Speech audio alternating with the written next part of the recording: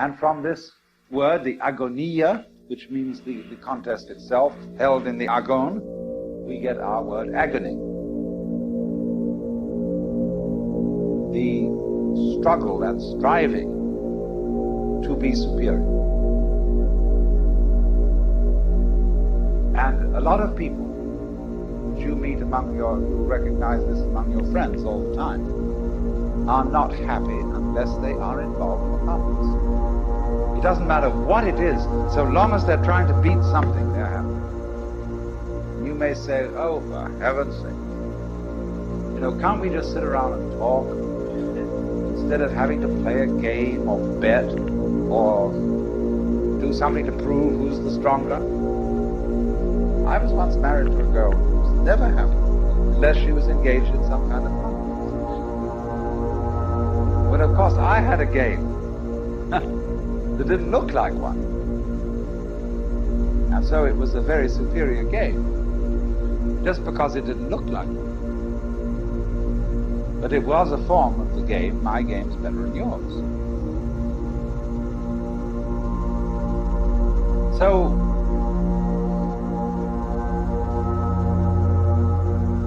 you can't really not play.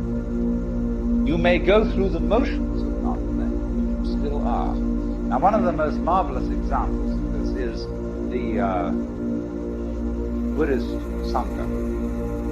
Sangha means the order of Buddhist monks. Or monks isn't quite the right word, because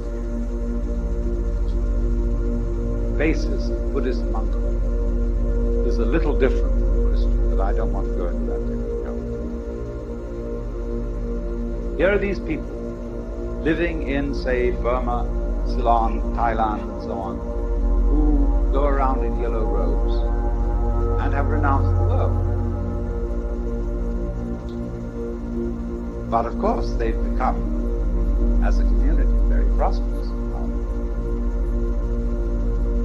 And everybody, makes obeisance to monks and feeds them. And they don't feed just on rice gruel. Important monks get called into the houses of wealthy laity and get given fine dinners, because the layman feels he's acquiring merit by being so generous to the monks. And you should see the scene in Japan. Although today monks have lost their power to a large extent, you could see the traces of the power they once had. In the city of Kyoto, the Buddhist orders, Zen, Tendai, and especially Shinto, have the best parts of town. If you stay a night in the Zen monastery as a guest, go into one of the rooms there, you're not in any hovel, you're in a palace.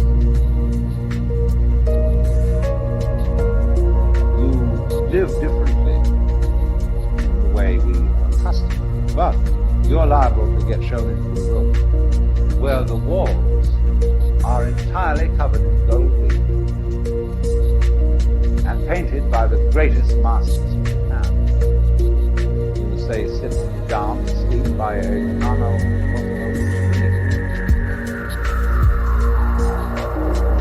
and the landscape around you, God's view are gorgeous beyond belief. This is the life of everything.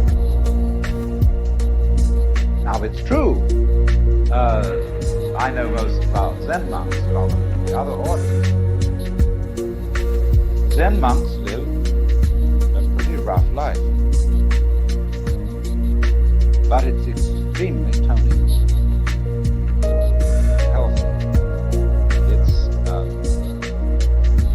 Absolutely non-masochistic.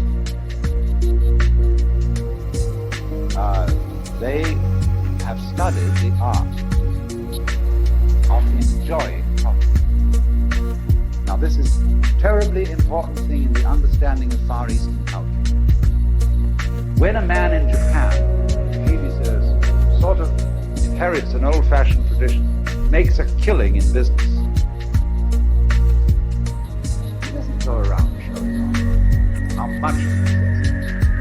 He goes around showing off how little he possesses. Even though he may drive to his office in a Mercedes or a Rolls Royce, his house is relatively barren.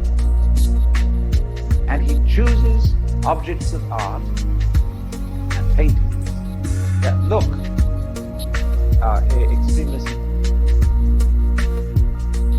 And he will, as likely as not, have a separate house from his main huge establishment, where it's like a hermitage. I mean, it's almost as absurd in its own way as Marie Antoinette playing shepherdess after reading Louis and having a little cottage, rustic cottage, grounds at Versailles. But it's not quite as absurd as that, because even the main house has an austerity fund. And they learn, you see, to love that austerity. To them, it has the feeling of great comfort.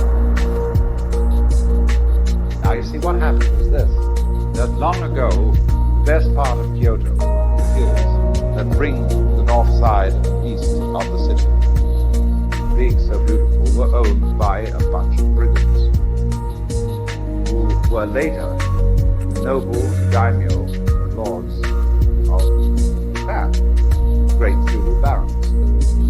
And these people were as tough as all get out. They were always fighting. And so the Buddhist monks moved in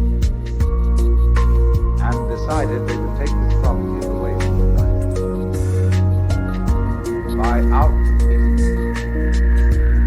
By playing the game, our game is more interesting.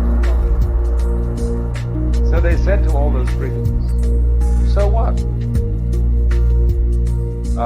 You've attained all these conquests, you have your castles, you have your great estates, but then what? It all falls apart, you know, especially when the brigand is getting a little elderly and has stomach troubles and dizziness and so on. And this monk comes along and says,